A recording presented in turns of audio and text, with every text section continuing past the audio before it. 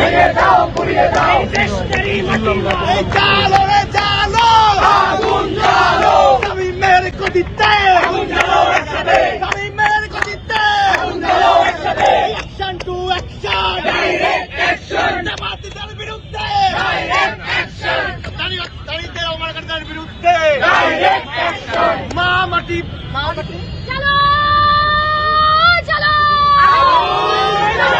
ঢাকা বিশ্ববিদ্যালয়ের নারী শিক্ষার্থীদেরকে নিয়ে অবমাননার কথাটা বলে তখন আপনার প্রান্তিক অঞ্চলে যে দেশের মানুষের শিক্ষার হার প্রায় 50-র কাছাকাছি ওই মানুষগুলো চিন্তা করে আমার মেয়েকে আর পড়তে দেওয়া যাবে না, আমার মেয়েকে ঢাকা বিশ্ববিদ্যালয়ে পৌঁছাতে দেওয়া যাবে না, কারণ আমার মেয়েটা নষ্ট হয়ে যাবে। কিন্তু যাই প্রকৃত চিন্তা এটা না, তারা ভয় পায়। আজকে আমি কথা বলতে পারি তারা ভয় পায়,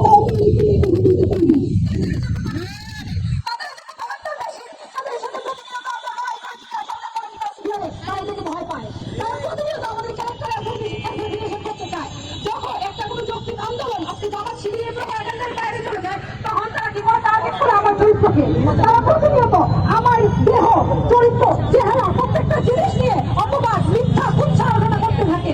এই যে স্বামী এই লোক কি করলো, তিনি বলতেছেন যে তাদের দল ইহুদিদেরকে যেরকম করে ঈশ্বর কমনায় দিয়েছিলেন যে আপনারা হয়তো প্রতিষ্ঠানে থাকবেন, তারা মনে করে তাদের দলকে আল্লাহ তারা এখানে তাদের স্বায়ত্তশাসন কায়েমের জন্য দিয়ে দিয়েছেন। তারা যা বলবেন তাদের দল তাই করবে, এরকম করে দেয় দাঁড়িপাল্লার হাতে তাদের দল করে দেওয়া হয়েছে। তারা মনে করে আজকে যদি আমরা একটু কথা বলতে পারি বা তাদের রাজনৈতিক ক্ষেত্রের বাইরে গিয়ে যারা কথা বলতে পারবে তাদেরকে কখনো উঠতে দেওয়া যাবে না। আপনি দেখবেন, আমি বলবো হলের একটা ভিপি হিসেবে আমারও ব্যর্থতার জায়গা, আমিও সব মেয়েদের জন্য রাজনৈতিক ক্রিয়াটা সমাপ্ত করতে পারি নাই। কিন্তু দেখবেন ইসলামিক আলোচনার ক্ষেত্রে নমুনা দেখিয়ে দেখিয়ে আজকে আমার পাশে বৈরী হলে এই যে দাঁড়িয়ে আছে তারা বিভিন্ন দল করে পায় তারা করে এবং রাজনৈতিক কর্মকাণ্ড তারা করছে। ওই কারণ থেকে আজকে জাতীয় ছাত্র শক্তি বা জাতীয় ছাত্র দল কেউ যদি তাদের কর্মকাণ্ড একটা ব্যানারে টাঙায় তখন তারা আমার হলের অবস্থা অস্বস্তিকর করে তোলে এবং প্রতিনিয়ত বিভিন্ন ধরনের পোস্টের মধ্যে দিয়ে এই বিশ্ববিদ্যালয়ের প্রেমাইজে এই হলের অবস্থাকে অস্থিতিশীল করার চেষ্টা করবে, নারীদেরকে বিভিন্নভাবে উস্কে দেওয়ার চেষ্টা করে এবং ছোট থেকে বড় যে কোনো ঘটনার প্রেক্ষিতে এমন ভাবে প্রোপাগান্ডা মেশিনগুলোকে এমন ভাবে প্রোপাগান্ডাগুলোকে তারা ম্যানুফ্যাকচার করে মনে হয় যেন তাদের বাইরে গিয়ে আর কেউ সত্য হইতে পারে না, একমাত্র সত্যের গায়ে বাতা দিতে দেওয়া হয়েছে।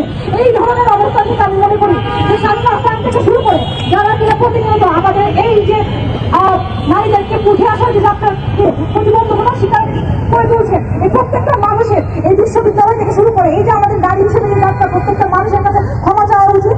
উপস্থিতি আজকে আমরা যে রাজু ভাস্কর্য পাউসে দাঁড়িয়ে আছি ঢাকা বিশ্ববিদ্যালয়ে অবস্থিত।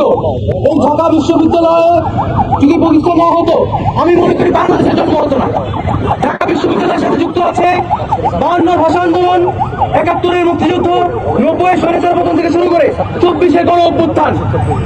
অতএব এই প্ল্যাটফর্মকে নিয়ে এই শিক্ষা প্রতিষ্ঠানকে নিয়ে এরকম কুরুচিপূর্ণ কথা যেটা আমি মুখেও আনতে পারছি না সেই ধরনের কথা যদি বলবেন আমরা সহজে এগুলোকে ছাড় দিব না। আপনারা দেখে থাকবেন এই ডাকসুকে বিক্রি করে জামাত শিবির জামাত ইসলামী যেভাবে নির্বাচনী প্রচারণা করছিল তারা এই ডাকসুকে যেন তারা কিনে নিয়েছে, ডাকসুতে যারা জয়লাভ করে তারা যেন বাংলাদেশে কিনে নিয়েছে।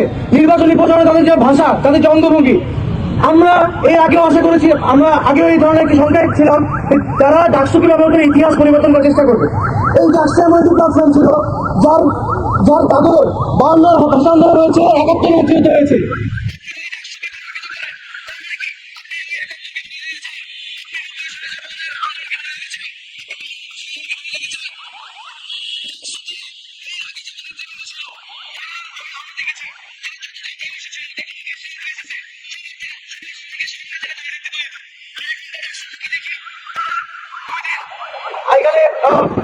তারা হচ্ছে উচ্ছেদ অভিযান চালায়, তারপরে দেখি ক্যাম্পাসে স্টলের পরিমাণ আরো বৃদ্ধি পায়।